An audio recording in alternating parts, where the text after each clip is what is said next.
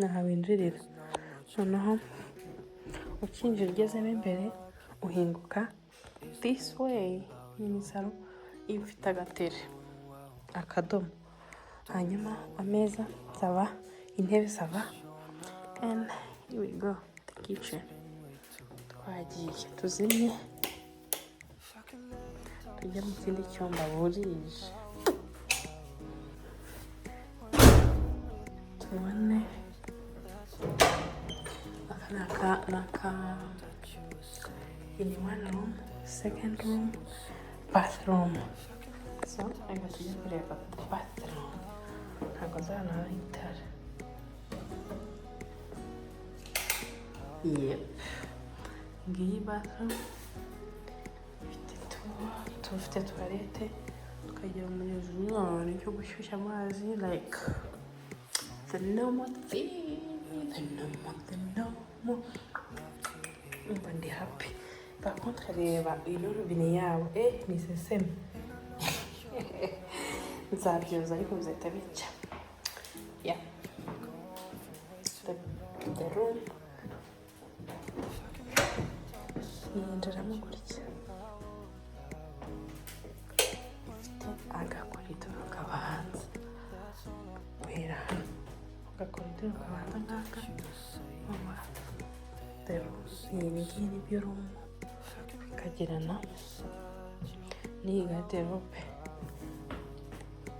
Abaryamye barushye kurusha abarushye. Hano tukaza tukabona second bathroom, ntiyibona ni mu icumbi.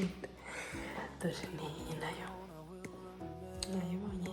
This is the house tour. Yeah, aranyabireke umunaniro n'undi gusa ariko ndabufite uvuga ngo iki banyishe. Dufite aho kumanika. Yeah, that's okay. And the second room, what is this? Kanzimye hano ngo hajya kureka cyane. Oh, wow.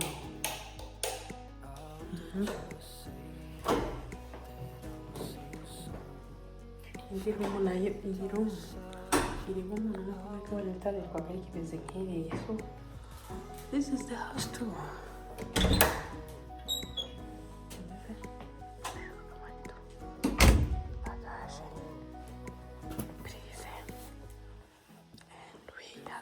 The most kid. Hey guys, this is the kitchen.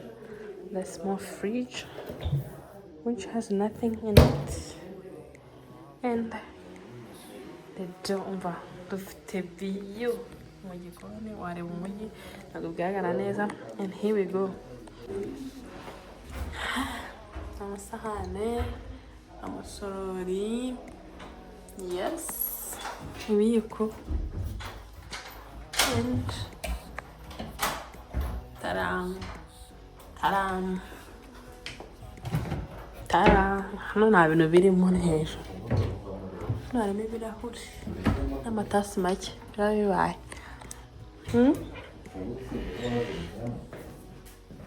Ntabwo dore ni gutya hameze.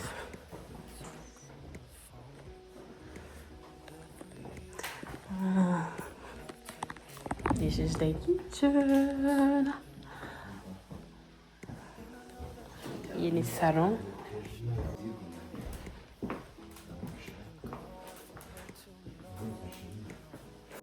Nguko uko izi nzu zimeze ni same type n'iyi ngiyi. So niba ukeneye inzu guys, oh my god, we had a very amazing holidays. Oh my god,